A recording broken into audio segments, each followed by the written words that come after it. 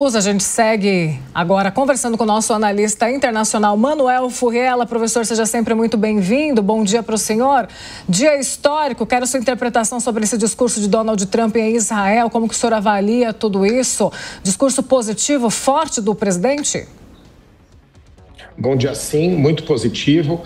Agora, o mais positivo de tudo é o alívio para a população civil, né? Então, você tem dos dois lados muito sofrimento, do lado israelense e do lado palestino, muitas perdas humanas, os sequestrados israelenses, a população, né, da faixa de Gaza passando por privações e na linha de fogo, né, entre os Hamas e o exército israelense. Então, o principal aqui realmente é esse grande alívio a essas pessoas. Os sequestrados começaram a ser soltos, a população civil aí começando a receber ou tendo acesso a itens básicos de subsistência, não estando mais na linha de frente dos combates, né? Então, acho que é o principal de tudo. E no discurso, Donald Trump trouxe esses pontos, e aqui tem que ser, sim, dado crédito a ele. Esta composição, este acordo, ele é multifator. Você tem vários pontos que levaram a essa composição, que são pontos relevantes. Mas, sem a decisão de Donald Trump, esse acordo propriamente não sairia. Então, quais fatores, assim, principalmente a gente tem aqui? Um Hamas esgotado com as suas lideranças que foram aniquiladas pelas tropas israelenses, as conquistas militares israelenses nesses 2 anos contra o Irã, contra o Hezbollah, um Irã enfraquecido, que não pode mais dar um apoio substancial ao Hamas, está com problemas internos para resolver no próprio país. Síria, que não é mais o canal de entrada dos armamentos e recursos econômicos que o Irã mandava para apoiar o Hezbollah. Então, esse enfraquecimento substancial. Israel tendo conquistado, tendo organizado as suas principais conquistas militares, então o governo israelense também já com uma percepção de que com essas conquistas militares agora pode conversar sobre um acordo de paz, né? Então, acho que você tem vários fatores que colaboraram para isso, mas principalmente a decisão de Donald Trump, que é quem tem a articulação e o governo americano o poder propriamente de influenciar Israel neste momento. Ele tem o maior dos méritos e os outros são multifatores.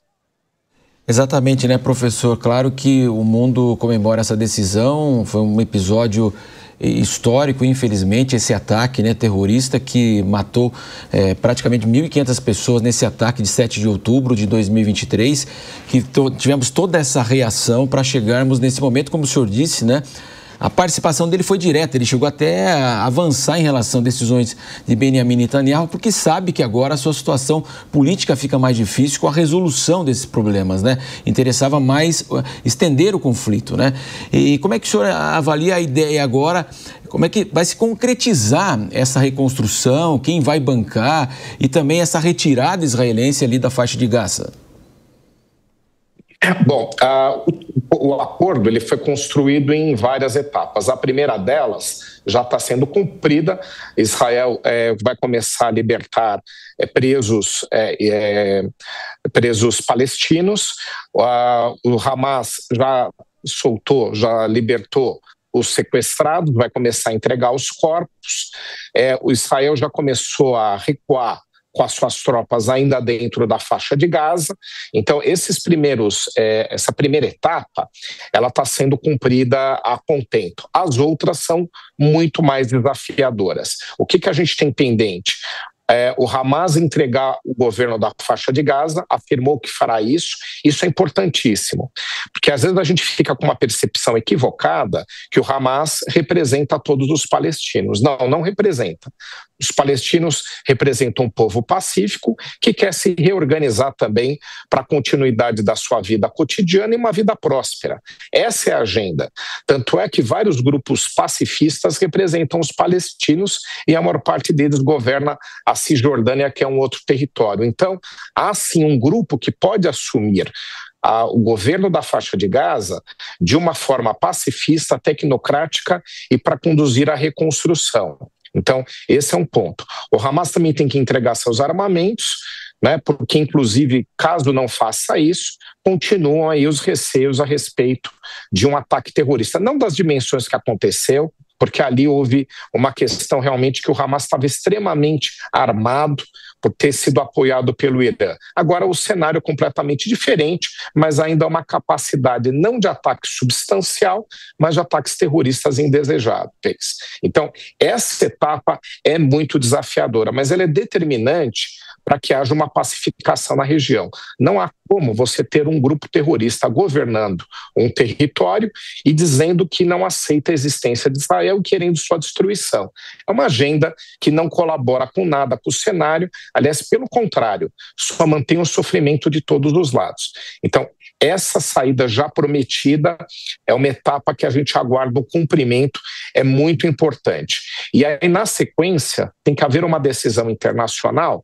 A mais prudente seria passar o governo da faixa de Gaza ao grupo pacifista dos palestinos, até porque o reconhecimento da ONU é de que aquele território é deles. Há uma reivindicação israelense em governar a faixa de Gaza por parte, de alguns integrantes do governo Netanyahu, imaginando que deveria haver uma anexação. E outra visão também, Donald Trump chegou a cogitar uma gestão internacional também para aquela região. Agora, o meu ponto é o seguinte: há recursos internacionais substanciais para a reconstrução. O que precisa é ter um projeto de quem vai governar e que esse projeto seja estável e viável. Um dos 3 cenários que eu mencionei aqui. Havendo esse, os recursos internacionais surgem.